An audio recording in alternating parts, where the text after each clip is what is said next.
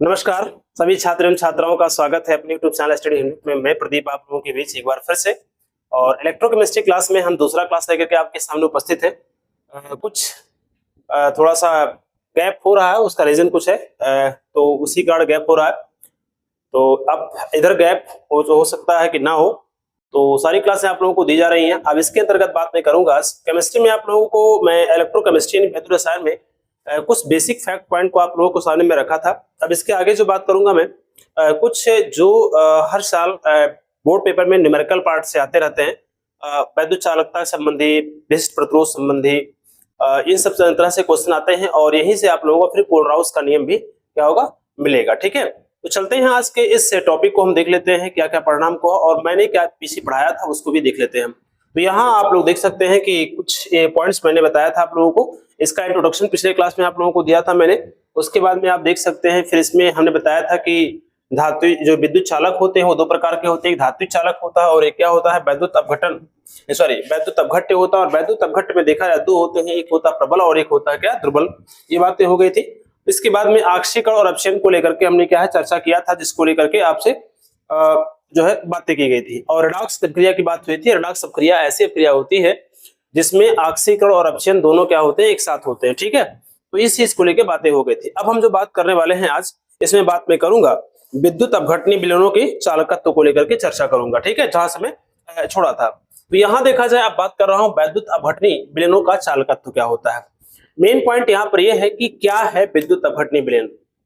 अभी आपने जो है पिछले क्लास में आपने पढ़ा था कि वैद्युत अपघट्य को लेकर बात मैंने किया था कि वैद्युत अपघट्य क्या है। देखो, वैद्युत अपघट्य को लेकर के हमने चर्चा किया था और इसी से कहीं ना कहीं वैद्युत अपघटन को लेकर के बातें होती हैं। और वैद्युत अपघटन का जो सिद्धांत है वो माइकल फैराडे ने दिया था। ठीक है, लेकिन यहां बात मैं करूं वैद्युत अपघट्य क्या है, तो आप लोगों को बताया गया था कि विलयन जो होता है, जो सोल्यूशन होता है, वो दो होते हैं। एक होता है विद्युत अनपघट्य होता है और एक होता है विद्युत अपघट्य होता है। अनपघट्य का मतलब होता है कि एक ऐसा सॉल्यूशन लेना आपको है जिसमें विद्युत धारा यानी क्या इलेक्ट्रिक करंट का फ्लो ना हो सके, यानी इलेक्ट्रिक करंट बिल्कुल ना चल सके। तो ऐसे सॉल्यूशन को हम क्या कहते हैं, विद्युत अनपघट्य कहते हैं। ठीक है, जैसे अब चीनी पानी का घोल हो जाए या फिर और भी कोई ऑर्गेनिक कंपाउंड को लेकर के आप क्या करें, उसको घोले, उसके बाद में वहां पर देखिए अगर विद्युत धारा उसमें नहीं प्रवाहित हो रही है तो वो बिल्कुल क्या है, अनपघट्य है। लेकिन ऐसे सॉल्यूशन यानी ऐसा विलयन हम लेते हैं या कोई भी कंपाउंड उसे गलित अवस्था लेते हैं, गलित मतलब उसको बिल्कुल लिक्विड के रूप में फॉर्म में कर दिया जाए, तो अगर वह लिक्विड फॉर्म में है यानी गलित अवस्था में है और इसमें विद्युत धारा अगर चल रही है तो उसे क्या कहेंगे, वैद्युत अपघट्य यानी इलेक्ट्रोलाइट, इसे क्या है बोला जाता है। ठीक है, वैद्युत अपघट्य कहा जाता है, यानी जिस विलयन में विद्युत धारा को हम क्या करें, सरलता से प्रवाहित कर सके। ठीक है, तो यहाँ पर वैद्युत अपघटनी विलयनों का चालकत्व यानी वही विलयन है, वैद्युत अपघट्य है और वैद्युत अपघट्य में हम क्या कर रहे हैं, धारा को प्रवाहित कर रहे हैं। तो यहाँ पर जो बात होती है वो होती है सांद्रता से संबंधित होती है, यानी किसी विद्युत अपघट्य के विलयन में या उसकी गलित अवस्था में विद्युत प्रवाह करने की या विद्युत धारा प्रवाहित होने के गुण को हम क्या कहते हैं, वैद्युत अपघटनी विलयन का चालकत्व ही कहा जाता है। ठीक है, तो इसको हम लोग क्या करते हैं, लिख देते हैं। तो यहाँ पर देखा जाए तो क्या लिखेंगे, किसी विद्युत अपघट्य, जरा इसका परिभाषा लिखिएगा, किसी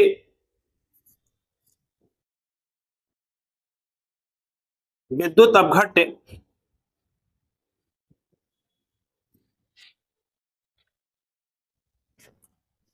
किसी विद्युत अपघट्य के विलयन में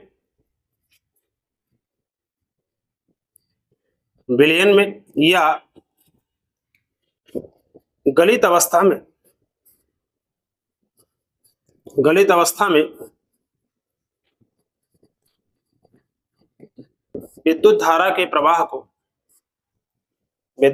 धारा के प्रवाह को वैद्युत अपघटनी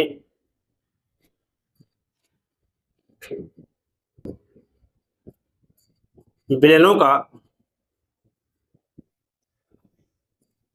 चालकत्व कहते हैं। ठीक है, यानी क्या हुआ कि किसी विद्युत अपघट्य के विलयन में या गलित अवस्था में विद्युत धारा के प्रवाह को हम क्या कहेंगे, विद्युत अपघटनी विलयनों का चालकत्व कहते हैं। यानी क्या है, किसी भी या इस प्रकार से भी इसे कह सकते हैं कि किसी विद्युत अपघट्य में विद्युत धारा के प्रवाह को भी हम क्या कहते हैं, उसका चालकत्व कहते हैं। अब बात ये उठती है चालकत्व तो डिपेंड किस पर करेगा, ठीक है। तो याद रखना कि कोई भी विद्युत अपघट्य है उसमें जो विद्युत धारा का प्रवाह होता है वो निश्चित है ओम के नियम पर क्या होता है, निर्भर करता है। किस पर निर्भर करेगा, ओम के नियम पर निर्भर करेगा। तो धात्विक चालकों की तरह जो होता है विद्युत अपघटनी विलयन में भी ओम का नियम का क्या होता है, पालन होता है।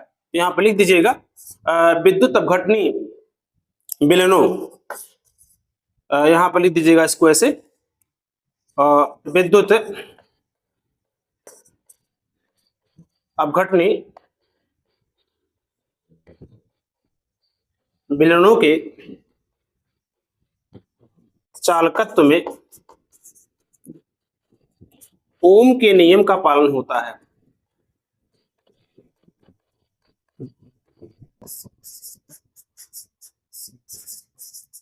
ओम के नियम का पालन होता है।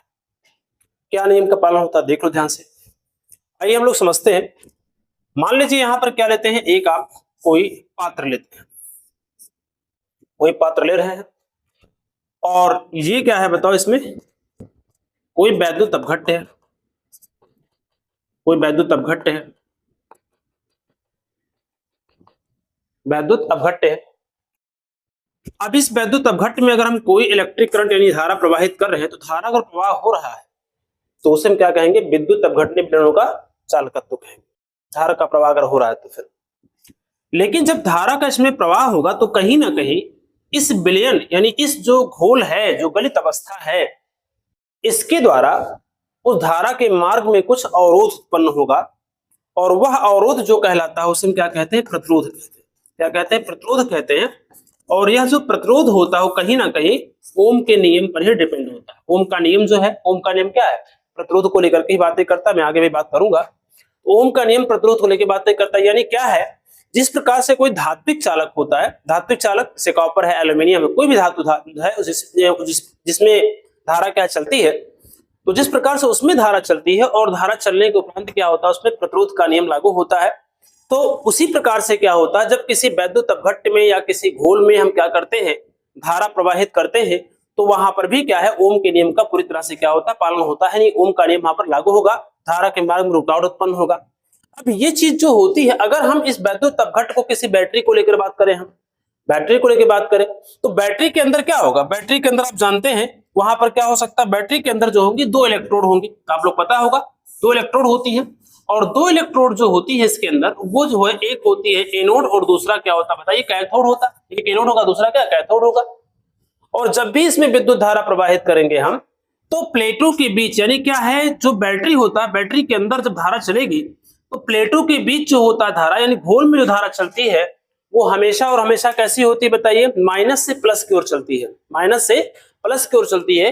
और इस स्थिति में उस आवेश यानी धारा पर जो है घोल द्वारा कुछ अवरोधी बल यानी क्या है, बल लगाया जाता है, इसे क्या कहते हैं, प्रतिरोध कहते हैं। तो जो बैटरी के भीतर जो इलेक्ट्रोड है उसके अंदर धारा चल रही है वो माइनस से कहां चलेगी, प्लस की ओर चलती है। लेकिन बैटरी की जो बाहर धारा चलेगी वो कहां चलेगी, प्लस से कहां चलती है, माइनस की ओर चलती है। ठीक है, तो जो बाहर धारा चलती है उससे हम क्या कहते हैं, बाह्य प्रतिरोध, उसे कैपिटल आर से लिखा जाता है। आप लोगों को पता ही होगा आर इज इक्वल कितना होता है, वी बाई आई, जिसको लेकर के ओम ने क्या परिभाषित किया है। और ओम का नियम जो है पिछले क्लास में क्या है, हाई स्कूल में आपने पढ़ा होगा, लेकिन फिलहाल मैं आप लोगों को जो है जब वैद्युत चालन चलेगा फिजिक्स में तो आप लोगों को ओम को नियम बताऊंगा यहाँ पर। दूसरी बात यहां अगर देखा जाए तो जो बैटरी के अंदर इस धारा के या आवेश के मार्ग में जो अवरोध उत्पन्न हो रहा है, यानी जो बैटरी घोल के अंदर का जो प्रतिरोध है, इस प्रतिरोध को हम क्या कहते हैं बताइए, आंतरिक प्रतिरोध कहते हैं। क्या कहेंगे, आंतरिक प्रतिरोध कहेंगे, आंतरिक प्रतिरोध। इसे क्या कहते हैं, इसे हम स्मॉल आर से क्या करते हैं, डिनोट करते हैं। इसे कैसे लिखेंगे, स्मॉल आर से लिखेंगे। बात वही भी यहाँ पर भी है, आर इज इक्वल कितना होता है, स्मॉल बी बाई आई, जहां स्मॉल बी जो होता है यह विभव पतन है। क्या होता बताइए, स्मॉल बी जो है विभव पतन है और आई होता है यहाँ पर क्या है, बी भी क्या विभवांतर है। तो दोनों चीजें लगभग एक ही जैसी हैं और इसीलिए क्या है, यहाँ पर इंटरनल रेजिस्टेंस होता है और बाहर क्या होता है, एक्सटर्नल रेजिस्टेंस होता है। इसलिए रेजिस्टेंस का जो नियम है, जो प्रतिरोध का नियम है, ओम ने दिया था, इसलिए हमेशा विद्युत अपघटनी चालकत्व पर भी ओम के नियम का क्या होता है, लागू होता है। तो इस प्रकार से इसे आप क्या है समझ सकते हैं। तो यहाँ पर इसलिए ये चीजें लिखी गई हैं। अब आपको पूरी तरह समझ में आ गया होगा। अब आगे हम बात कर लेते हैं इसमें छोटे छोटे पॉइंट जिस पर क्या होते हैं, न्यूमेरिकल हमारे बोर्ड पेपर में पूछे जाते हैं, कुछ क्वेश्चन भी लगाएंगे आप लोगों के लिए। ठीक है, चलो आते हैं हम लोग देख लेते हैं यहाँ पर देखा जाए तो ओम के नियम का थोड़ा सा हम बात करेंगे। ओम का नियम क्या होता है, इसे हम ओम्स लॉ भी बोलते हैं। ठीक है, क्या आपको पता है ओम का नियम? पिछले क्लास में आपने पढ़ा होगा ओम के नियम ने क्या, ओम का जो नियम है गतिमान आवेश को लेकर के चर्चा किया गया है। जैसे आप जो क्लास 12 का फिजिक्स पढ़ते हैं तो क्लास 12 के फिजिक्स में प्रथम जो आपके 4 चैप्टर हैं, यानी क्या है संधारित्र तक का जो आपका चैप्टर है उसे हम इलेक्ट्रोस्टैटिक यानी क्या है स्थिर वैद्युतिकी के अंतर्गत कहते हैं। यानी उसमें इस प्रकार के आवेश का अध्ययन किया जाता है जो स्थिर अवस्था में हो या बहुत मंद गति से क्या हो गतिमान हो। ठीक है, उस प्रकार के आवेश को लेकर के अध्ययन किया जाता है। यानी ऐसे आवेश जब हम किसी पिंड को फ्रैक्शन करते हो, घर्षण करते हो और घर्षण करने के उपरांत जो चार्ज उत्पन्न होता है, जब उस चार्ज का हम अध्ययन करते हैं फ्रैक्शन करने के बाद जो चार्ज आए अगर उसका अध्ययन करते हैं तो वो उसे हम स्थिर वैद्युतिकी के अंतर्गत पढ़ा जाता है वो चीजें। और जब कोई परिपथ हो, कोई धात्विक चालक हो, उसके अंदर हम क्या करते हैं आवेश प्रवाह कर रहे हैं और आवेश गतिमान हो और ऐसे आवेश का अगर अध्ययन करना है तो उसे हम क्या कहते हैं इलेक्ट्रिक कंडक्टर कहा जाता है, यानी क्या है वैद्युत चालन कहा जाता है। ठीक है, और वैद्युत चालन यानी उसमें देखा जाए तो रेसिस्टेंस का जो रूल है वैद्युत चालन यानी गतिमान आवेश को लेकर के बात किया गया है, ना कि जो है स्थिर आवेश को लेकर के चर्चा किया गया है। ठीक है, तो आप वहां जब पढ़ेंगे तो वहां बताया गया है कि यदि किसी तार की भौतिक अवस्था है, मैं पहले ओम के नियम की बात में कर ले रहा हूं जो कि एक धात्विक जो है चालक के लेकर के, तो धात्विक चालक को लेकर के ओम ने कहा कि जब हम किसी कोई अगर चालक तार लें, कोई भी चालक तार लेते हैं, अगर उस चालक तार की भौतिक अवस्था जो इसका फिजिकल स्टेट है, यानी वो कॉपर का बना है तो कॉपर का रहे, जितनी उसकी मोटाई उतनी मोटाई बनी रहे, जितनी उसकी लंबाई है उसकी लंबाई बनी रहे, जितना उसका जो है क्या है ताप है उतना बना रहे, पदार्थ की जो प्रकृति है वही रहे। यानी तार की किसी भी अवस्थाओं में, कोई भी फिजिकल स्टेट में उसकी भौतिक अवस्था में बिल्कुल अगर चेंजिंग ना किया जाए, कोई परिपथ है अगर उसकी भौतिक अवस्था में कोई चेंजिंग यानी परिवर्तन नहीं किया जाता है तो उसमें बहने वाली जो धारा होती है वो नियत होती है, या उसमें जो उत्पन्न विभवांतर होता है और धारा एक दूसरे के क्या होते हैं समानुपाती होते हैं, ऐसा भी लिख सकते हैं आप। तो ये चीज कहीं ना कहीं जो ओम ने एक धात्विक चालक के लिए कहा है वही सेम प्रोसेस क्या होता है किसी विद्युत अपघटनी विलयन के लिए भी क्या होता है डिपेंड करता है, यानी उसी पर ही पूरी तरह से निर्भर करता है। जो धात्विक चालक के लिए लागू करेंगे वही किसके लिए लागू करेंगे आप किसी विद्युत अपघटनी विलयन के भी लागू करेंगे। तो बताया गया है किसी भी विद्युत अपघटनी चालक में प्रवाहित जो धारा होती है वो चालक के सिरों पे उत्पन्न जो विभवांतर होते हैं उससे क्या होती है समानुपाती होती है। तो ओम का नियम क्या कहता है? ओम का नियम कहता है इस नियम के अनुसार लिखेंगे आप किसी विद्युत अपघटनी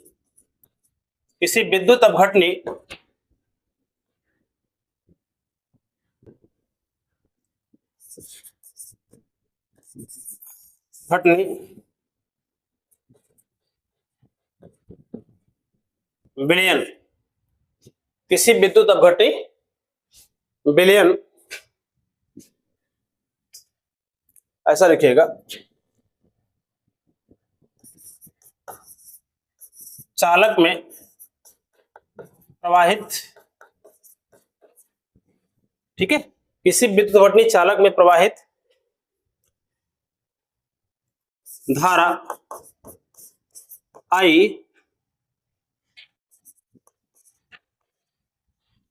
चालक के सिरों के बीच उत्पन्न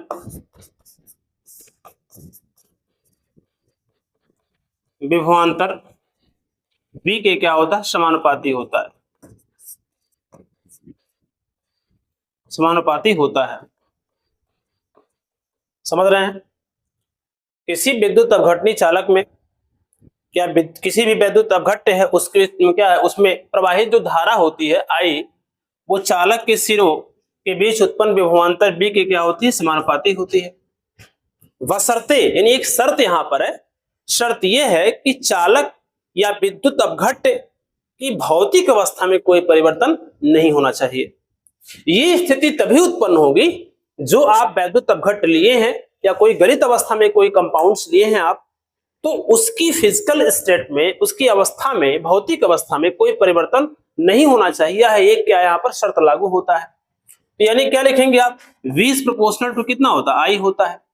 तो यहाँ प्रोपोर्शनल को हटाएंगे तो एक कांस्टेंट आएगा कैपिटल R इंटू I हो जाएगा, यानी क्या लिख सकते हैं R इज इक्वल क्या होता है V बाई I होता है। और इसका जो मात्रक होता है वो क्या होता है वोल्ट प्रति एम्पियर, क्या होगा वोल्ट प्रति एम्पियर हो जाएगा, एम्पियर या इसका मात्रक जो होता है ओम भी होता है। क्या होता है? ओम होता है।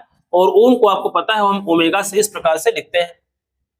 ठीक है, तो ये जो पॉइंट है ये एक वैद्युत अपघटनीय चालकत्व, जिस प्रकार से धात्विक चालकों के लिए ओम का नियम लागू किया गया है उसी प्रकार से किसी विद्युत अपघटनीय विलयनों के लिए भी क्या होता है? ओम का नियम लागू होता है। आर इज इक्वल कितना होता है? V by I. यही चीज आप वहां भी पढ़ेंगे और यहाँ पर भी आप लोगों को मिल रहा है। ठीक है, तो ये था ओम के नियम की बात हुई। तो ओम का नियम किस प्रकार से लागू करता है, किस पर? किसी विद्युत अपघटनीय चालकत्व पे, उसको मैंने बताया।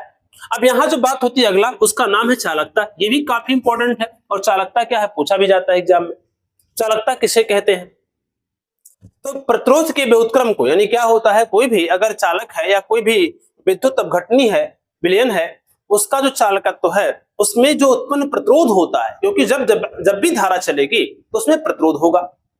और ओम ने बताया है कि इस पृथ्वी पर या इस विश्व में जितने भी धातुएं हैं या कोई भी चालक हो, उन चालक में हम प्रतिरोध को शून्य नहीं कर सकते, या ऐसा कोई चालक आज तक बना ही नहीं है जिसका रेसिस्टेंस, यानी क्या उसमें अगर धारा प्रवाहित किया जाए तो उसका प्रतिरोध शून्य हो। ठीक है, हाँ, ये है चालक की प्रतिरोधकता क्या घटाई जा सकती है, बढ़ाई जा सकती है। घट सकता है और बढ़ सकता है, लेकिन ये कह दीजिए कि वो शून्य हो सकता है तो ये इम्पॉसिबल है, ऐसा कभी नहीं हो सकता। ठीक है, तो ये चीजें यहां पर कहीं ना कहीं आप लोगों के साथ लगी है। तो आर इज इक्वल कितना? V by I. वोल्ट प्रति क्या होता है? एम्पियर या ओम इसका मात्रक होता है। तो चालकता क्या होगी? चालकता इसी की जस्ट क्या होती है? व्युत्क्रमानुपाती होती है। चालकता को हम सी से भी लिख सकते हैं। किससे लिखेंगे? सी से भी लिख सकते हैं।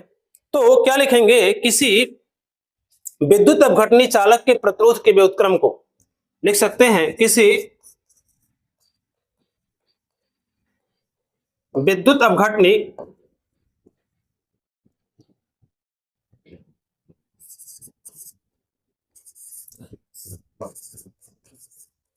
चालक के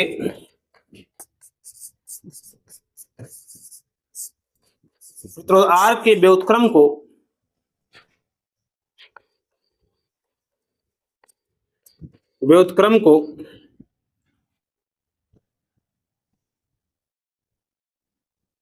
चालकता कहते हैं।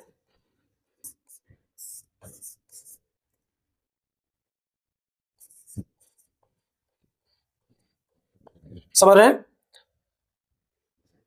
चालकता, प्रतिरोध, देखो सीधी सी बात है, R is proportional to B by I या R is equal B by I. जब भी प्रतिरोध बढ़ेगा, प्रतिरोध का मतलब जब भी, देखो सीधी सी बात है, अगर मैं इसको एक धात्विक चालक के अकॉर्डिंग समझूं, तो जब भी मैं किसी भी परिपथ में अगर धारा चल रही है तो इलेक्ट्रॉन जो होते हैं उसमें आपस में टकराते हैं, जिससे जो कुछ ऊर्जा जो होती है, कुछ विद्युत जो ऊर्जा होती है, वो ऊष्मा के रूप में क्या होती है? व्यय हो जाती है। और जो ऊष्मा के रूप में ऊर्जा व्यय हो रही है वो कहीं ना कहीं उसका रेसिस्टेंस यानी प्रतिरोध है। यही कारण है कि अगर 11,000 वोल्ट जो है पावर हाउस से चलता है तो ट्रांसफार्मर तक वो एनर्जी नहीं पहुंच पाती है जो जितना वहां से चलता है, या फिर ट्रांसफार्मर से जो वोल्टेज के रूप में या धारा के रूप में चलता है वो आपके घर तक उतना नहीं पहुंच पाता। कुछ मात्रा में क्या होती है? एनर्जी क्या होती है? लॉस हो जाती है, जो कि उसका प्रतिरोध कहलाता है। तो प्रतिरोध जब भी किसी तार का बढ़ेगा, किसी चालक का बढ़ेगा, किसी विद्युत अपघटनीय चालक का बढ़ेगा, तो जब भी बढ़ेगा तो निश्चित है धारा का मान क्या? घट जाएगी, क्योंकि R is proportional to 1 by I होता है। यानी सीधी सी बात है, प्रतिरोध जो है धारा के क्या होता है? व्युत्क्रमानुपाती होता है। यानी आर इज इक्वल क्या? 1 बाई आई। तो जब भी प्रतिरोध बढ़ेगा धारा का मान घटेगा, और धारा का मान जब घटेगा चालकता भी क्या होगी? घट जाएगी, क्योंकि जितना अधिक क्या होगी? चालकता होगी। जितना अधिक क्या होगी? प्रतिरोध होगा, चालकता उतना ही कम होगी। तो चालकता हमेशा और हमेशा क्या होता है? इस रेसिस्टेंस यानी प्रतिरोध के हमेशा क्या होता है? व्युत्क्रमानुपाती होता है। यानी सी इज इक्वल होगा 1 बाई कितना हो जाएगा? सी इज इक्वल कितना होगा? 1 बाई आर हो जाएगा। क्या हो जाएगा? 1 बाई आर हो जाएगा। या इसको अगर लिखना चाहते हैं तो आई बाई कितना होगा? वी हो जाएगा।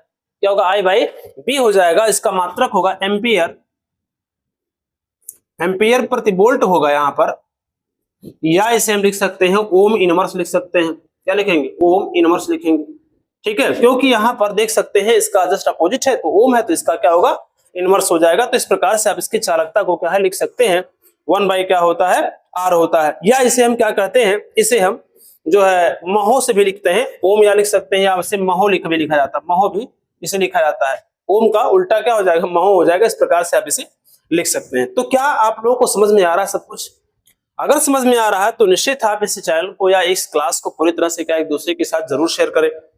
ठीक है, तो ये पॉइंट आप लोग नोट कर लें। हालांकि ये छोटे जो पॉइंट है अभी जाकर के यही बड़ा बनना प्रारंभ हो जाएगा। ठीक है, तो बात ये उठती है चालकता किन किन बातों पर क्या होती है, निर्भर करती है। चालकता किन किन बातों पर निर्भर करती है उनको हम लोग भी देख लेते हैं। तो चालकता की निर्भरता, याद रखना, चालकता की निर्भरता। अगर कोई भी आपने विद्युत अपघट्ट लिया है या विद्युत अपघटनी कोई विलयन लिया है आपने, तो उसमें चालकता किन किन बातों पर निर्भर करेगी। ठीक है, तो हम आप लोगों को मैं बता दे रहे हैं, नंबर 1 होता है, वो होता है विलयन की क्या होती है, प्रकृति या विलायक की प्रकृति लिख सकते हैं आप। विलायक की क्या होती है, प्रकृति। ठीक है, क्या लिख सकते हैं बताइए, विलायक की प्रकृति लिख सकते हैं। दूसरा हो सकता है, या विलयन की प्रकृति लिख सकते हैं। दूसरा हो सकता है क्या, ताप का प्रभाव होता है, ताप का प्रभाव होता है। तीसरा होता है विद्युत अपघट्ट की प्रकृति होती है।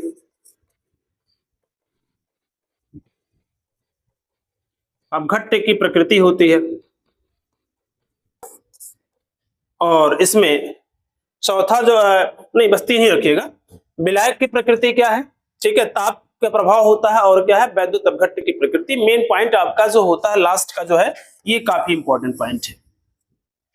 ठीक है, तो यहां जो बात होती है विलायक की प्रकृति को लेके, विलायक अगर क्या होता है, डाई इलेक्ट्रिक है। विलायक क्या बताओ, डाई इलेक्ट्रिक है। तो ऐसी स्थिति में क्या होता है, उसका जो चालकता का जो मान होता है वो क्या होता है, बढ़ जाता है। विलायक का क्या, डाई इलेक्ट्रिक है इसमें, तो ये क्या होगा, चालकता का मान बढ़ जाएगा। हालांकि मेन पॉइंट हम आते हैं विद्युत अपघट्ट की प्रकृति को लेकर के। देखो ध्यान से, विद्युत अपघट्ट की प्रकृति कहीं ना कहीं कंसंट्रेशन बहुत ही जो है प्रभावशाली यहाँ पर जो है निभाता है। यानी क्या होता है, विलयन अगर देखा जाए, अगर यहाँ पर कोई आपने गलित अवस्था में कोई क्या लिया, विद्युत अपघट्ट ले लिया आपने, गलित अवस्था में क्या विद्युत अपघट्ट लिया, तो विद्युत अपघट्ट जो होता है अगर सांद्र है, क्योंकि विलयन है तो सांद्र तो होना ही होगा, अगर विलयन है तो सांद्र होगा।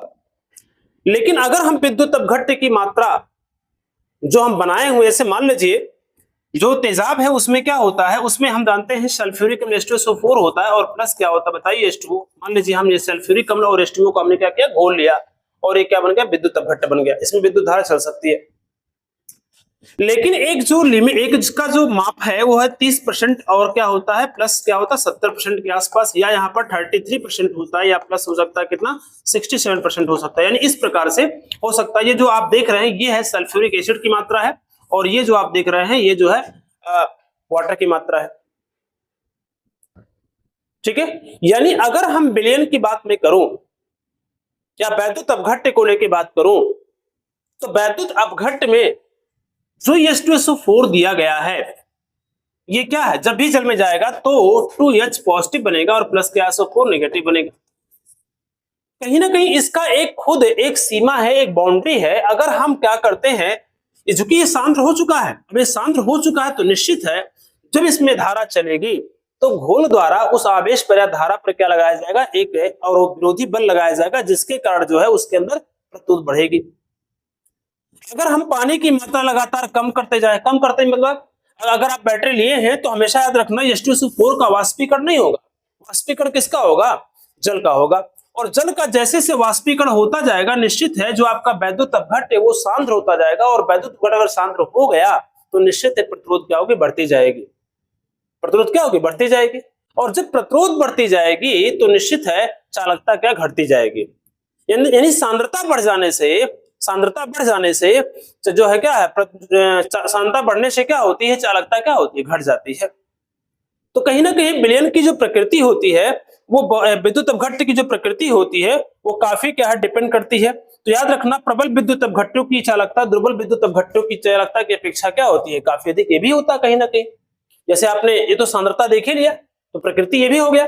लेकिन एक भी और होता है कि विद्युत अपघट्य की प्रकृति दो होती है, एक होता है प्रबल विद्युत अपघट्य होता है और दूसरा क्या होता है, दुर्बल विद्युत अपघट्य होता है। दुर्बल विद्युत, जैसे आप क्या करेंगे, अगर इस पानी में हम क्या करते हैं, NaCl डाल देते हैं, नमक डाल देते हैं, तो कहीं ना कहीं ये प्रबल विद्युत अपघट्य का रूप बना लेगा।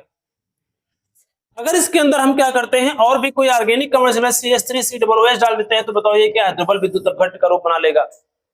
तो जो प्रबल विद्युत अपघट्य होता है उसमें विद्युत चालकता का जो मान होता है वो दुर्बल विद्युत अपघट्य की अपेक्षा क्या होता है, कम होता है। ये भी होता है, एक प्रकृति ये ले सकते हैं, और दूसरी प्रकृति इसकी सांद्रता को ले सकते हैं। सांद्रता अगर बढ़ेगी तो निश्चित है चालकता क्या होगी, घट जाएगी, क्योंकि प्रतिरोध का मान क्या होगा, बढ़ जाएगा।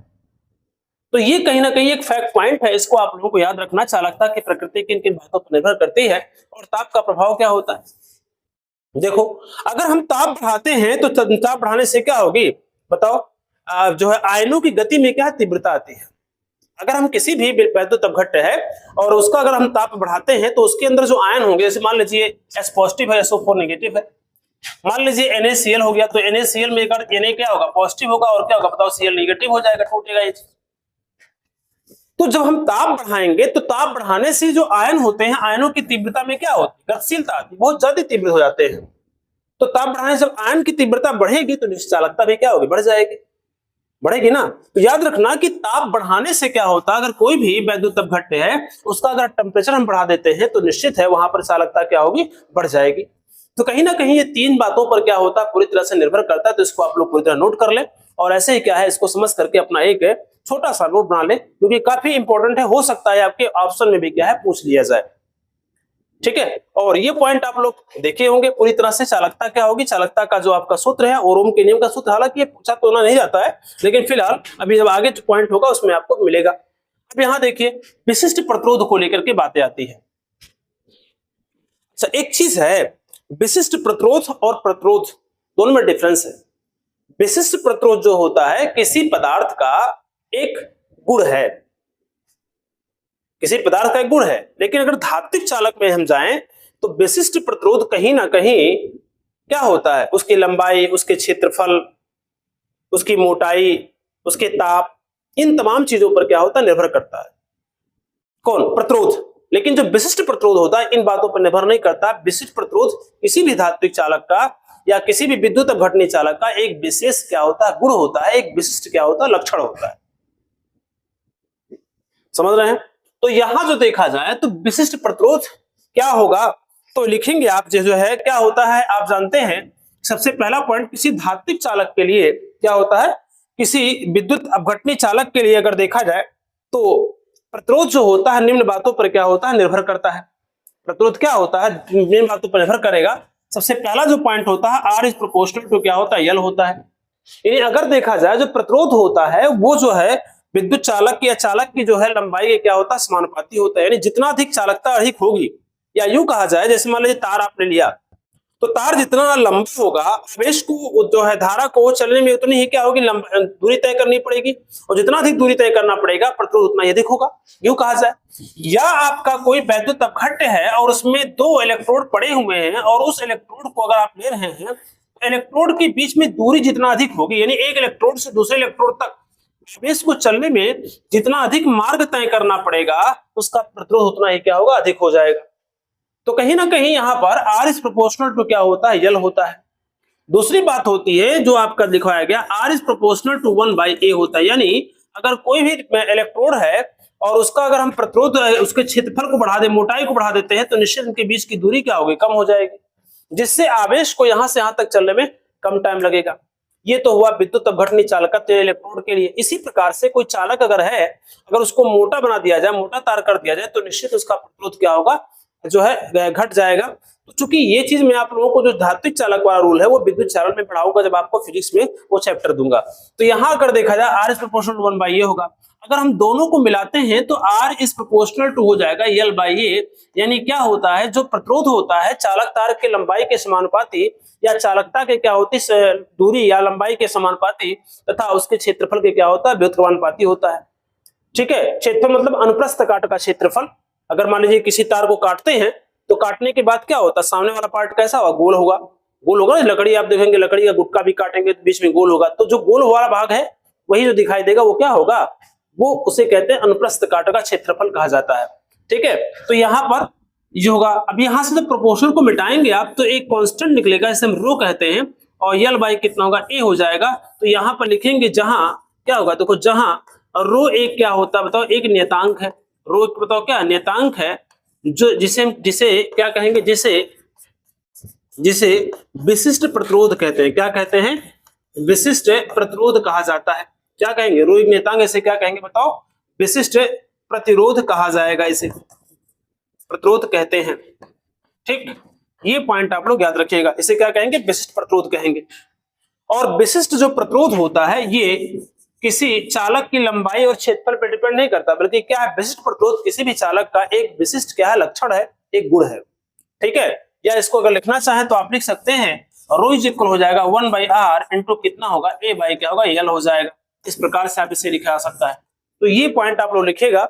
और यहाँ पर इसका जो मात्रक होगा बताओ क्या होगा, ओम मीटर होता है। क्या होता है, ओम मीटर होता है, ओम मीटर इसका जो होगा मात्रक हो जाएगा, या ओम सेंटीमीटर भी लिख सकते हैं इसे हम, क्या लिख सकते हैं, ओम सेंटीमीटर लिख सकते हैं। तो ये जो छोटे छोटे पॉइंट हैं इनको याद रखना बहुत जरूरी होता है, इसलिए इसको आप लोग नोट कर लें। फिर आगे हम बढ़ते हैं, बात कर लेते हैं यहाँ पर कुछ और पॉइंट को लेकर के। कभी कभी ये भी होता है कि अगर यल की लंबाई क्या मान ले, 1 मीटर मान ले, और एरिया उसकी 1 मीटर स्क्वायर हो, लंबाई भी 1 मीटर हो और एरिया भी क्या हो, 1 मीटर हो, तो ऐसी स्थिति में क्या होता है, आर इज इक्वल क्या होगा, रो होता है। ये भी आप लिख सकते हैं, ऐसा भी, यानी विशिष्ट प्रतिरोध जो होगा उस चालक के प्रतिरोध के क्या होगा, बराबर होगा, ऐसा भी आप वहां पर लिख सकते हैं। ठीक है, चलो आते हैं, ये पॉइंट हो गया। तो इतना आप लोग जब लिख लिए, अब हम बात कर लेते हैं विशिष्ट चालकता को लेकर के। देखो, अभी आपने कुछ देर पहले पढ़ा, चालकता पढ़ा, प्रतिरोध पढ़ा, तो रेसिस्टेंस जो आपने प्रतिरोध पढ़ा उसी का व्युत्क्रम, प्रतिरोध का व्युत्क्रम ही क्या कहलाता है, चालकता कहलाता है। यानी C इज इक्वल क्या बताया गया, 1/r बताया गया ना, C इज इक्वल 1/r बताया गया। अब यहाँ क्या है, विशिष्ट प्रतिरोध है, तो यहां पर जो है R is equal rho L by A, तो रो यहाँ पर एक कांस्टेंट है जो क्या है बताओ, विशिष्ट प्रतिरोध के रूप में कहा जाता है, और यह एक किसी चालक का एक विशिष्ट लक्षण भी है। लेकिन अगर मान लीजिए हम विशिष्ट चालकता की बात में करूं, तो विशिष्ट चालकता का संबंध सीधा प्रतिरोध से है, तो विशिष्ट चालकता का संबंध किससे होगा, विशिष्ट प्रतिरोध से होगा। यानी क्या हो जाएगा, किसी विद्युत अपघटनी के चालक के विशिष्ट प्रतिरोध के व्युत्क्रम को, किसी विद्युत अपघटनी चालक के विशिष्ट प्रतिरोध के व्युत्क्रम को याद रखना, लिखेंगे किसी विद्युत अपघटनी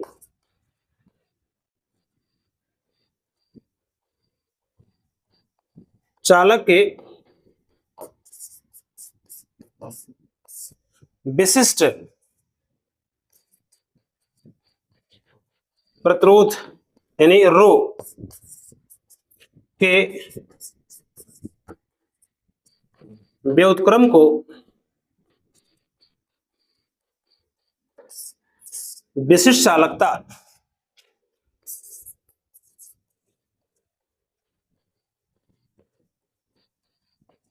कहते हैं। इसे किसे लिखेंगे, कप्पा, इसे किसे लिखेंगे, कप्पा, इसको ऐसे लिखते हैं कप्पा, या कहेंगे कापा भी लिखा जाता है। ठीक है,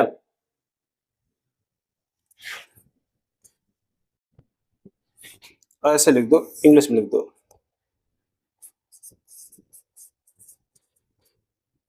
या सिग्मा,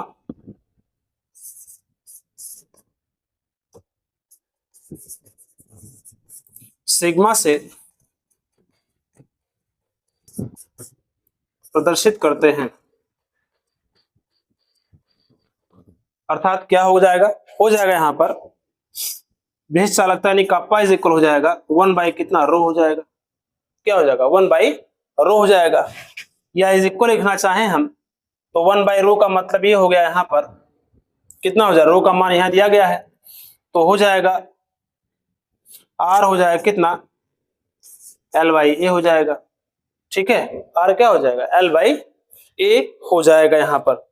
तो इस प्रकार से अगर देखा जाए तो इसका आपको क्या लिखना है,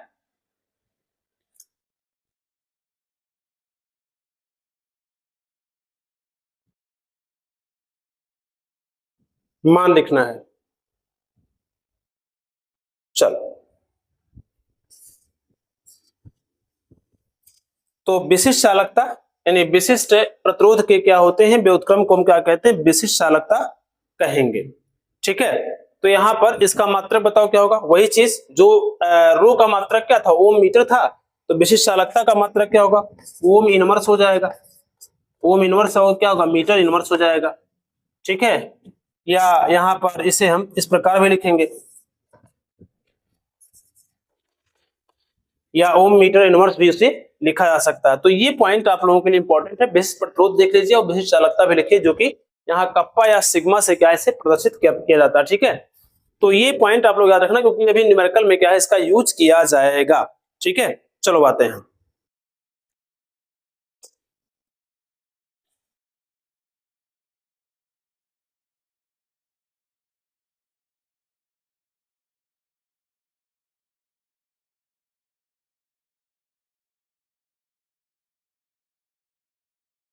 और रो का मान कितना है,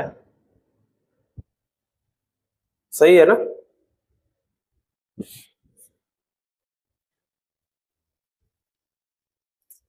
चलिए देखिए, थोड़ा सा इसमें मिस्टेक हुआ है। यहाँ पर रो का जो वैल्यू होगी, देखो ध्यान से, जो रो की वैल्यू हो जाएगी वो कितनी हो जाएगी, R into A by L होगा। ठीक है, R into A by L हो जाएगा। तो ऐसी स्थिति में यहाँ पर जो बनेगा वो थोड़ा मिस्टेक मुझसे हुआ है। यहाँ हो जाएगा, रो का मान रखोगे तो हो जाएगा एल बाई आर ए हो जाएगा। तो इस प्रकार देखेंगे, इसका मात्रक ओम इनवर्स मीटर इनवर्स, थोड़ा सा मिस्टेक हो रहा था, तो उसको आप लोग क्या करें, नोट कर ले। ठीक है, तो इसको सुधार कर ले। तो ये पॉइंट आप लोगों का इतना कंप्लीट हो गया। अब इसके बाद हम बात करेंगे आगे कुछ और पॉइंट को लेके। तो चालकता का मात्रक बहुत ही इंपॉर्टेंट है, और साथ ही साथ ये कई बार बोर्ड पेपर में पूछा भी गया है कि विशिष्ट चालकता का मात्रक क्या होता है।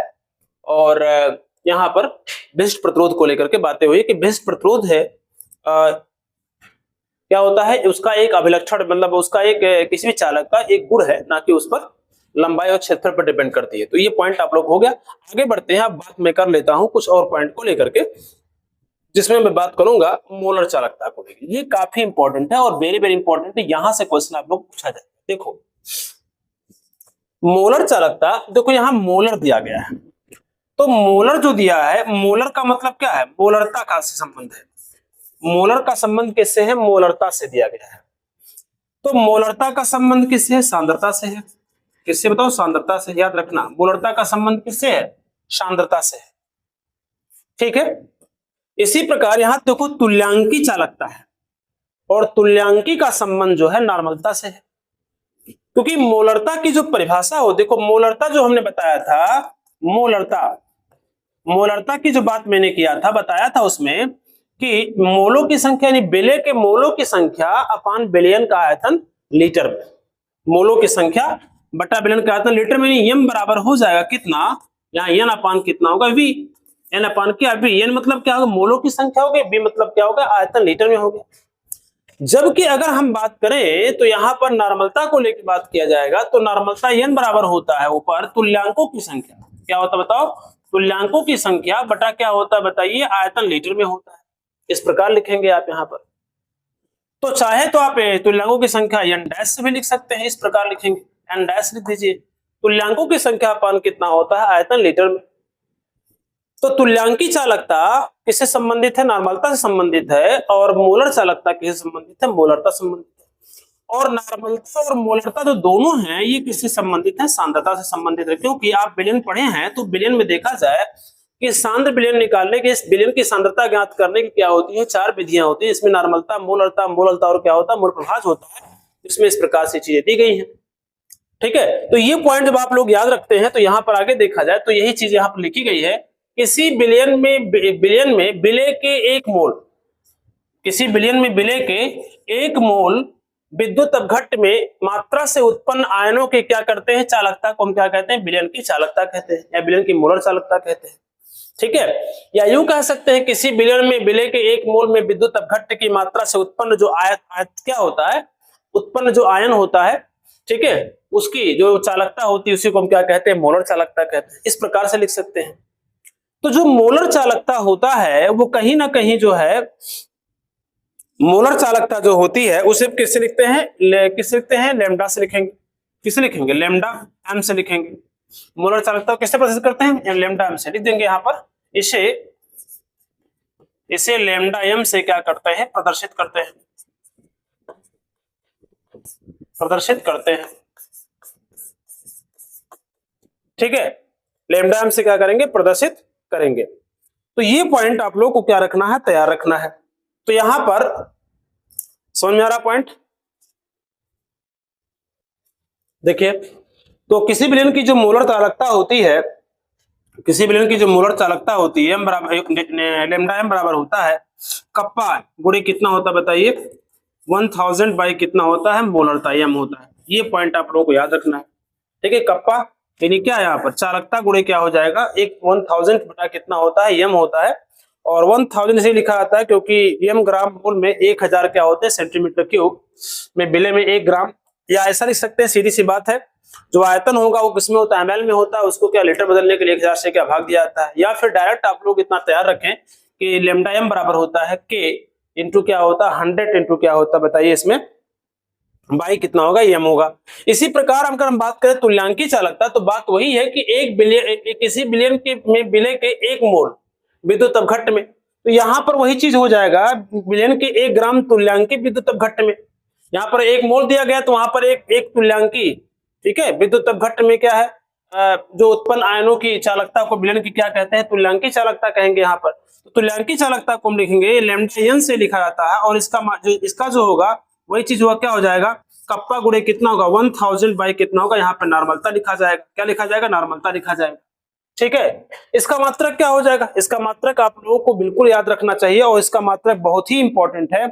ओम मीटर स्क्वायर क्या जाएगा बताओ, ओम इनवर्स होता है इसका मात्रक, ओम इनवर्स मीटर स्क्वायर प्रति मोल होता है, या मोल इनवर्स लिख सकते हैं। मोल क्या लिख सकते हैं, इनवर्स लिख सकते हैं। Ohm inverse metre square mole inverse होगा। इसी को हम कभी कभी ohm inverse centimetre square mole inverse लिखते हैं। तो सेंटीमीटर स्क्वायर हो, मीटर स्क्वायर हो, किसी प्रकार से यहाँ पर ये चीजें पूछी जा सकती हैं आप लोगों से। और इसे हम क्या कर सकते हैं, इसे इस प्रकार भी लिख सकते हैं हम लोग, इसे इस प्रकार लिखेंगे OHM, ओम इनवर्स हो जाएगा, मीटर स्क्वायर क्या होगा, मोल इनवर्स भी लिखा जाएगा। इस प्रकार कभी कभी सीमेंज भी इसमें दिया जाता है, इसका मात्रक क्या होता है बताइए, सीमेंज के साथ भी क्या है लिखते हैं हम लोग। ठीक है, सीमेंज हो जाएगा, यहाँ पर क्या हो जाएगा, हो जाएगा सीमेंज, सीमेंज हो जाएगा मीटर स्क्वायर क्या होता है, मोल इनवर्स होता है, ऐसा भी लिखते हैं हम यहाँ पर। ठीक है, सीमेंज स्क्वायर होता है, या फिर यहाँ सीमेंज होता है, यहाँ पर लिख सकते हैं यस, और यहाँ पर मीटर स्क्वायर हो जाएगा, मोल क्या होता है, इनवर्स हो जाता है। ठीक है, ये चीजें होंगी। इसी को कभी कभी ओम लिख देते हैं, ओम लिख देते हैं। सेंटीमीटर स्क्वायर मैंने बताया भी, ओम इनवर्स हो जाएगा, सेंटीमीटर स्क्वायर हो जाएगा, मोल इनवर्स हो जाएगा। ठीक है, इस प्रकार से इसे लिखा जा सकता है। तो जो मात्रक है, जो मात्रक किसका है बताओ जरा, जो मात्रक मोलर चालकता का है वही मात्रक क्या बताइए, तुल्यांकी चालकता का भी होगा। जो मात्रक किसका है, मोलर चालकता है का, वही मात्रक किसका है, तुल्यांकी चालकता का है। और मोलर चालकता जो होती है सांद्रता पर डिपेंड करती है। यानी अगर देखा जाए किसी विलयन की अगर सांद्रता बढ़ा दिया जाए तो चालकता क्या होगी, घट जाएगी, सीधी सी बात है। यानी क्या लिखते हैं, चालकता की बात में करूं, अगर चालकता की बात में करूं तो C बराबर कितना हो जाएगा, या यूं कहा जाए किसी विलयन की चालकता होती है, चालकता जो चालकता होती है वो जो होती है प्रोपोर्शनल टू 1/C, उसके सांद्रता के क्या होगी, समानुपाती हो जाएगी। कंसंट्रेशन जितनी सांद्रता अधिक होगी चालकता उतनी क्या कम होगी, क्योंकि प्रतिरोध क्या होगा, बढ़ जाएगा। आपको पता है ये चीजों को। और जब हम बात करेंगे आयनों के स्वतंत्र अभिगमन नियम को लेकर के बात करेंगे, जब कोलराउस का नियम की बात होगी तो वहां पर भी इस चीज को आप लोग ध्यान दीजिएगा। हालांकि यहाँ पर केवल यहाँ से आप लोगों को न्यूमेरिकल ज्यादा पूछा था, तो न्यूमेरिकल 3 नंबर का, जैसे 2025 में भी क्वेश्चन में आया था, पेपर में आया था। ठीक है, 24 में भी आया था। पिछले 3-4 सालों से लगातार क्या है, इस चैप्टर से या इस हेडिंग से क्या है, आप लोगों को न्यूमेरिकल पूछा जा रहा है 3 नंबर का। तो आप लोग न्यूमेरिकल जरूर इसका तैयार रखेंगे। तो आप लोग इसको नोट कर लें, तुल्यांकी चालकता या मोलर चालकता जो भी हो, सबके मात्रक को और उसके सूत्र को जरूर आप लोग तैयार रखें। ठीक है, फिर आगे हम बढ़ते हैं, हम बात कर लेते हैं जो है कुछ और पॉइंट्स को लेकर के, जिसमें बात होगी सेल स्थिरांक को लेकर के, जो कि इंपॉर्टेंट है। आइए देखते हैं सेल स्थिरांक को लेकर बात मैं करूं यहाँ पर तो क्या होता है। देखिए सेल स्थिरांक जिसे हम कहते हैं सेल कांस्टेंट भी कहते हैं, छोटा छोटा पॉइंट है। क्या होता है, किसी सेल के दो समांतर इलेक्ट्रोडों के बीच की दूरी, याद रखना कोई मान लीजिए सेल है तो सेल में कितने इलेक्ट्रोड होते हैं। देखो सेल किसे कहते हैं, सेल एक प्रकार की ऐसी युक्ति है जो विद्युत रासायनिक ऊर्जा को विद्युत ऊर्जा में कन्वर्ट करके, सेल एक प्रकार की ऐसी युक्ति होती है जो रासायनिक ऊर्जा को इसमें विद्युत ऊर्जा में परिवर्तित करके किसी भी परिपथ में धारा को क्या करती है, अविरत बनाए रखती है, लगातार क्या बनाए रखती है। ठीक है, या रासायनिक ऊर्जा को विद्युत ऊर्जा में क्या है परिवर्तित करने वाले युक्ति को हम क्या कहते हैं, सेल कहते हैं। ऐसा भी लिख सकते हैं आप। तो यहाँ पर सेल में देखा जाए तो क्या होगी, दो इलेक्ट्रोड होंगे। एक इलेक्ट्रोड कौन सा होता है, एक इलेक्ट्रोड जो होगा वो किसका होगा, कैथोड होगा। दूसरा बताओ क्या होगा, एनोड होगा। एक इलेक्ट्रोड मान लीजिए, देखिए एक इलेक्ट्रोड ये हो गया और एक इलेक्ट्रोड देखिए ये हो गया। ठीक है, अब यहाँ पर देखा जाए तो एक क्या होगा बताओ, कैथोड यानी इस प्रकार से, और एक क्या होगा, एनोड होगा। और जब किसी वैद्युत अपघट्य के अंदर यानी किसी घोल के अंदर क्या है, इसे रखा जाता है दोनों इलेक्ट्रोड को, उसे हम क्या कहते हैं बताइए, इसे हम सेल कहते हैं। याद रखना, इसे हम क्या कहेंगे, सेल कहेंगे। एक क्या होगा, नेगेटिव होगा, दूसरा बताओ क्या होगा, पॉजिटिव। इसे हम कैथोड और एनोड की संज्ञा देते हैं। ठीक है, अब यहाँ पर क्या कह रहा है, किसी सेल के दो समांतर इलेक्ट्रोडों के बीच की दूरी, मान लीजिए इनके बीच की दूरी कितनी, स्मॉल एल है। इनके बीच की दूरी कितनी, स्मॉल एल है या डी है, कुछ भी ले लो। ठीक है, दूरी तथा इलेक्ट्रोडों के अनुप्रस्थ काट का क्षेत्रफल, यानी इसका कुछ ना कुछ मोटाई भी तो होगा। अगर प्लेट आप लेंगे बैटरी के अंदर तो उसकी कुछ ना कुछ मोटाई होगी। अगर मोटाई इसकी कितनी मान लिया जाए, ए मान लिया जाए, तो आप देखते हैं तो कह रहा है कि इसके अनुपात को हम क्या कहते हैं, सेल स्थिरांक कहते हैं। चलो सेल स्थिरांक को हम कैसे लिखते हैं, जी से लिख देते हैं। तो सेल स्थिरांक क्या लिखेंगे, सेल स्थिरांक, स्थिरांक जी बराबर कितना हो जाएगा, या आप लिख सकते हैं एक्स, कुछ भी आप लिख लें। जी इज इक्वल कितना हो जाएगा, आप लिख सकते हैं यहाँ पर एल बाई कितना हो जाएगा, ए। एल बाई कितना हो जाएगा, ए हो जाएगा। इस तरह से आप लोग क्या है इसको नोट करेंगे, एल बाई ए हो जाएगा। ठीक है, चलो चूंकि आप जानते हैं चालकता, ये इसका मात्रक क्या हो जाएगा बताइए, इसका मात्रक होगा मीटर इनवर्स हो जाएगा। क्या होगा, मीटर इनवर्स या सेंटीमीटर क्या होगा, इनवर्स, क्योंकि लंबाई का मात्रक मीटर होता है और जो क्षेत्रफल का मात्रक क्या होगा, मीटर स्क्वायर। एक कट जाएगा तो मीटर इनवर्स बचेगा। तो जो चालकता होती है, रखना चालकता का जो सूत्र होता है कप्पा इज इक्वल क्या होता है बताइए, कप्पा चालकता जो कैसे लिखते हैं, कप्पा इज इक्वल कितना हो जाएगा, आप लोगों को पता होना चाहिए, होता है कि 1/L बाई कितना लिखा है, आर ए। अभी आप लोगों को बताया भी गया है। ठीक है, एल बाई कितना होता है बताइए, आर ए। या आप चालकता को थोड़ा बैक जाइए, देखिएगा चालकता को थोड़ा बैक जाएंगे, आप देखेंगे तो यहाँ पर एल बाई कितना होता है, आर इंटू ए होता है। लिखवाएगा ना, एल बाई आर इंटू ए होता है चालकता, इसकी विशिष्ट चालकता बोला गया है।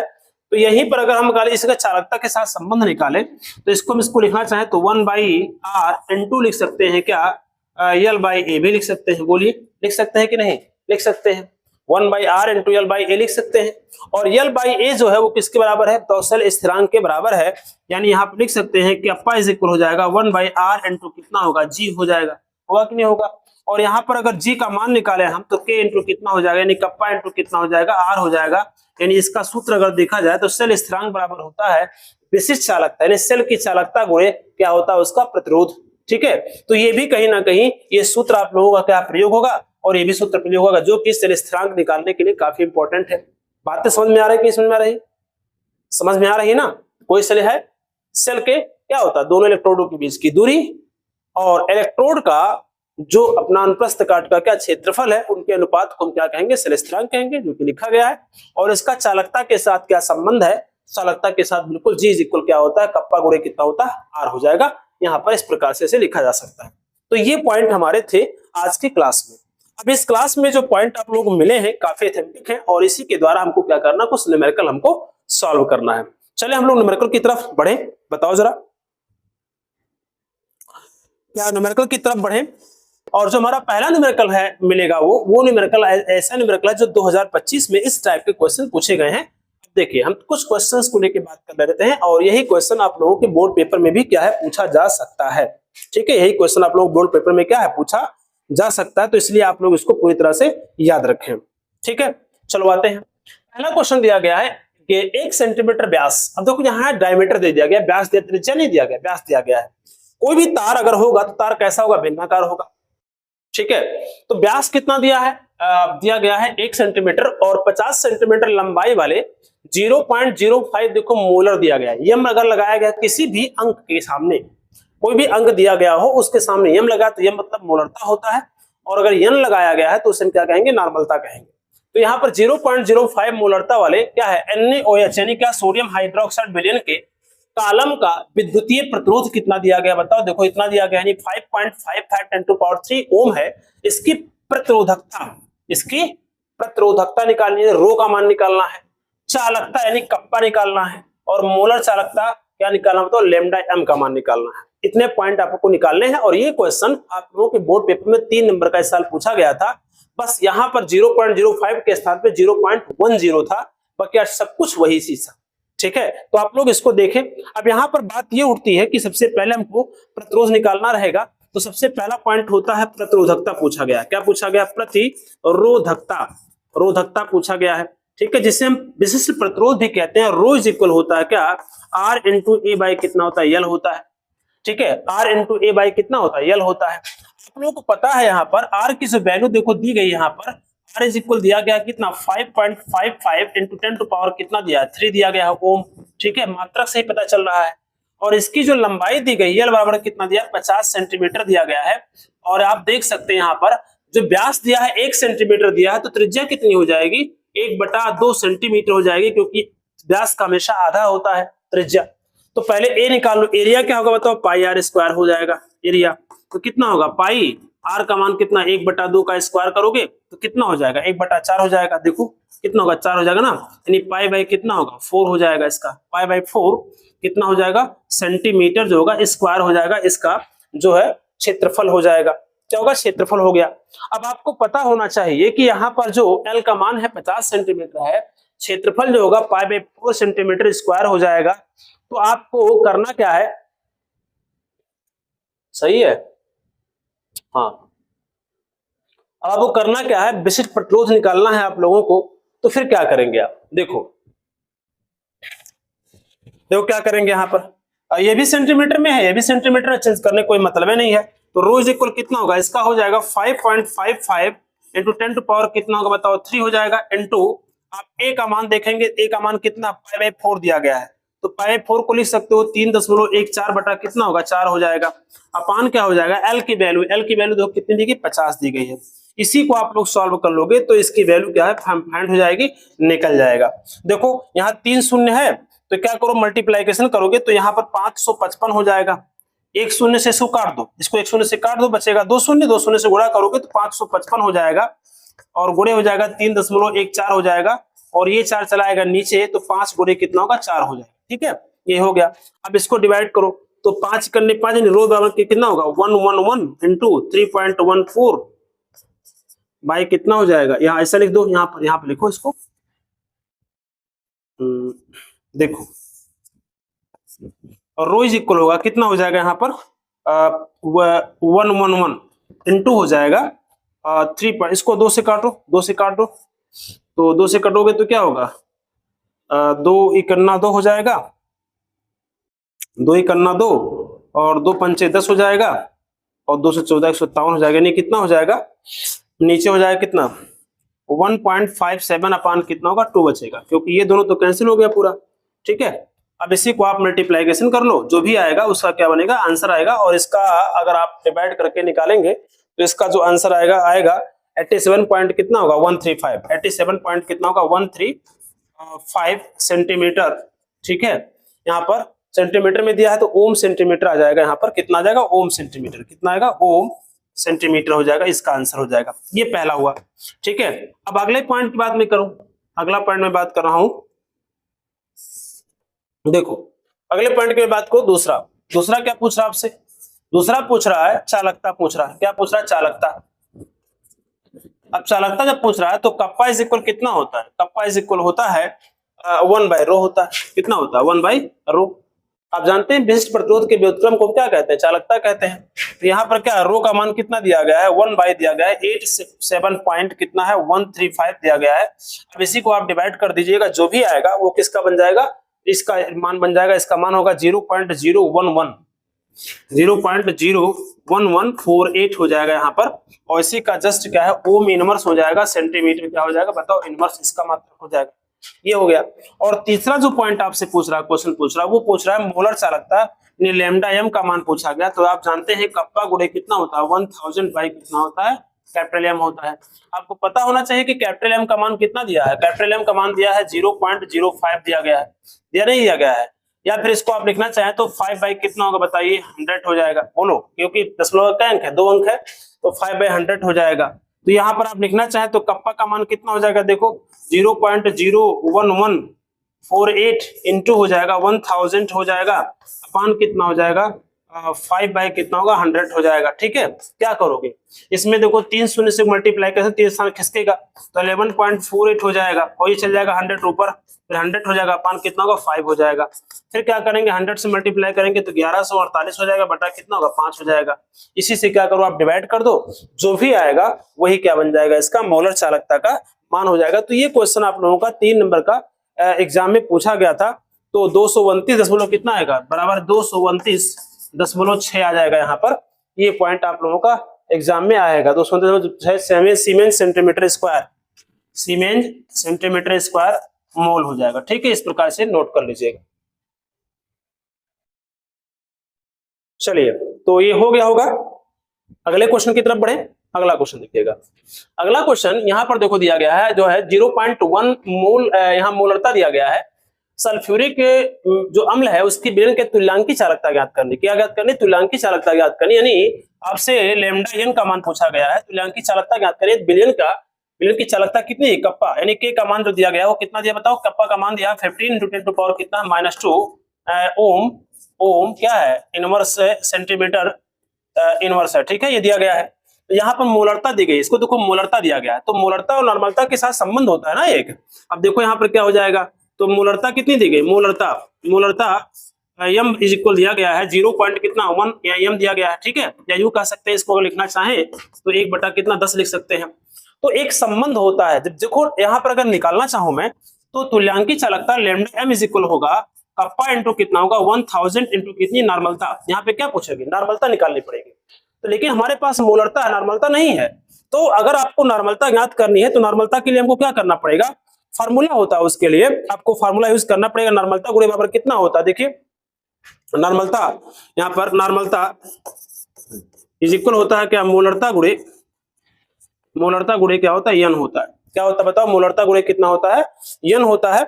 और एन का मतलब होता है यहाँ पर सल्फ्यूरिक अम्ल की क्या है क्षारकता, या सल्फ्यूरिक अम्ल या अम्ल की क्या होती है क्षारकता, और क्षार की क्या होती है अम्लता होती है। तो यहाँ पर देखा जाए तो कितनी मात्रा 2 है, तो यहाँ पर एन क्या मात्रा 2 हो जाएगी। तो ऐसी कंडीशन में नॉर्मलता एन बराबर हो जाएगा मोलरता का मान 1/10 दिया गुणे कितना होगा 2 हो जाएगा। क्योंकि आप देख सकते हैं H2SO4 है, तो H2SO4 की बात मैं करूं तो यहाँ पर 2 ये पॉजिटिव हो जाएगा और SO4 क्या बताओ नेगेटिव हो जाएगा, नेगेटिव हो जाएगा। तो आप देखेंगे यहाँ पर इसकी मात्रा कितनी है 2 है। तो ऐसी कंडीशन में यहाँ पर क्या लिखा जाएगा 2 ही एन का मान हो जाएगा। ठीक, तो आप इसको आप नोट कर सकते हैं। तो 2 पंचे कितना होगा 10, 2 पंचे 10 यानी 1 बटा कितना 5 हो जाएगा। एन का मान निकल गया।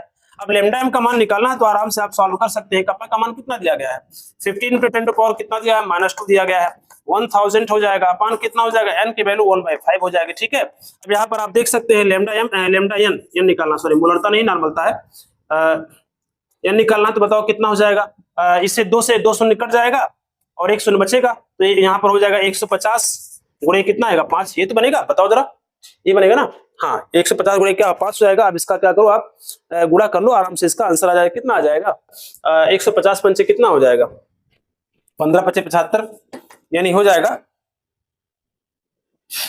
15,750 हो जाएगा। यहाँ पर इसका मात्रक सीमेंस होगा सेंटीमीटर स्क्वायर मोल इनवर्स हो जाएगा। ठीक, तो ये इसका क्या बनेगा आंसर बनेगा। इस प्रकार से इसको भी आप निकाल सकते हैं। काफी छोटा क्वेश्चन था। ठीक है, फिर आगे बढ़ते हैं, हम लोग बात कर लेते हैं नेक्स्ट क्वेश्चन को लेकर के। क्या आपको समझ में आ रही सारी बातें? चलो अगले क्वेश्चन की बात मैं कर ले रहा हूँ। देखो अगला क्वेश्चन कुछ इस प्रकार से दिया गया। देखो कह रहा है 25 डिग्री सेल्सियस ताप पर, ये सेल स्थिरांक संबंधित क्वेश्चन है। सेल स्थिरांक संबंधित क्वेश्चन देखो कह रहा है 25 डिग्री सेल्सियस ताप पर 0.02 मोल, यानी देखो मोलरता दिया, मोलरता कितनी दी गई, देखो मोलरता कितनी दी गई, मोलरता दिया गया यहाँ पर एम बराबर इज इक्वल दिया गया 0.02 दिया गया, इसको आप लिखना चाहे तो 2 बाई कितना 100 हो जाएगा, कैंसिल करोगे तो 1 बाई कितना आएगा 50 आ जाएगा। ठीक, ये हो जाएगा क्योंकि 10 के 2 अंक है, 100 बढ़ जाएगा यहाँ पर। बिलियन की विशिष्ट चालकता, विशिष्ट चालकता का मतलब कितना, कप्पा का मान कितना 3.854 दिया गया है, और इसके मात्रक से समझ सकते हैं आप लोग, ओम दिया गया है, ओम इनवर्स, सेंटीमीटर इनवर्स दिया गया, सॉरी विशिष्ट चालकता की विशिष्ट प्रतिरोध होगा ये। क्वेश्चन कुछ मिस्टेक लग रहा है हमको, 2 मिनट रुकिएगा।